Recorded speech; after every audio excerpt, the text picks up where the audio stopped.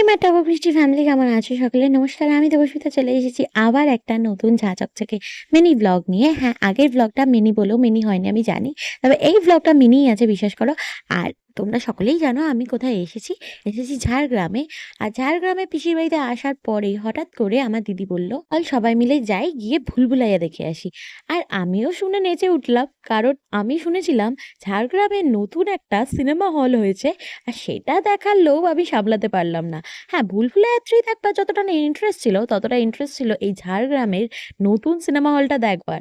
আর সেটাই দেখতে চলে এলাম ঝাড়গ্রাম শ্মশানকালীর কাছে। নতুন এই সিনেমা হলটা ছোটু মহারাজা নামক যেটা হয়েছে ১০০টা ক্যাপাসিটি সিট নিয়ে। আর মোটামুটি ২০০ টাকা করে পার হেড টিকিট নিচ্ছে। এটা সিনেপ্লেক্সের তরফ থেকে হয়েছে। আর জায়গাটা বেশ ভালো লাগলো, কারণ ভেতরে ঢুকে আমার মনে হলো একটা টেন্টের মধ্যে ঢুকে গেছি।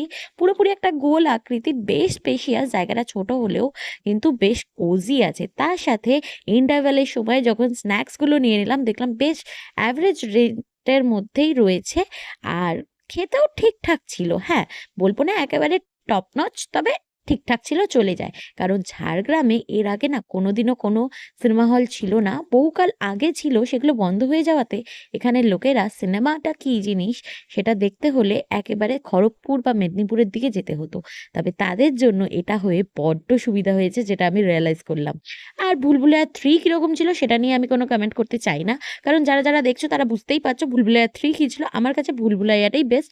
বাদবাকি 2, 3, 4, 5 কোনোটাই ভালো লাগছে না। তবে সিনেমা হলটা একটা ডিসঅ্যাডভান্টেজ রয়েছে, সেটা হচ্ছে একটু সাউন্ড প্রুফ হলে বেটার হতো। কারণ বাইরে চলছিল শ্মশানকালীর স্পেশাল, মানে ঝাড়গ্রাম স্পেশাল জলবাজি, সেটারই আওয়াজ পাচ্ছিলাম। তাই সিনেমা হল থেকে নাচতে নাচতে বেরিয়ে দেখলাম এখানে প্রচণ্ড ভিড় জমে গেছে। চলছে এখানে জলবাজির তোড়জোড়, রাধা শুরু হয়েই গেছিল। তাই ভাবলাম সেটাও মিস করা যায় না, একটু সবাই মিলে জলবাজিটাও দেখে নিই। দাঁড়াও তোমাদেরকে এখানে ক্রাউডটা দেখাই। এখানে আস্তে আস্তেই দেখলাম তুবড়ি জ্বলছে। তো এখানে শোনো, একটা অ্যানাউন্সমেন্ট হচ্ছে। শুনছি নাকি নেক্সট বাজিটা ফাটবে, নাম আতঙ্ক। আমাদের পরবর্তী আকর্ষণ আতঙ্ক। আমাদের পরবর্তী আকর্ষণ আচ্ছা, একটাই ফাটে আতঙ্ক।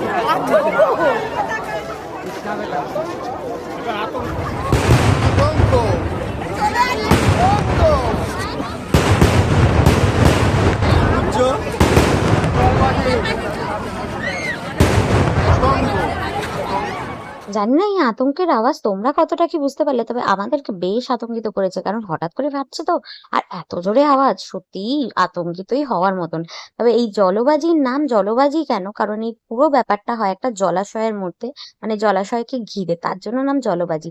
একদম ছোটবেলা থেকে যখন কালী পুজোর সময় আসতাম এখানে দেখতাম। আর এটা ঝাড়গ্রামের একটা স্পেশাল ব্যাপার, একটা ফেমাস জিনিস। যাই হোক, আজকে আমাদের এই রথ দেখা কলা বেচা ব্যাপারটা, মানে মুভি দেখা জলবাজি দেখা ব্যাপারটা বেশ জমে উঠেছে, দেখে বুঝতেই পারছো। তোমাদের কিরকম লাগলো জানাতে ভুলো না কিন্তু কমেন্ট করে। Tata. Subscribe now and click the bell icon to stay tuned.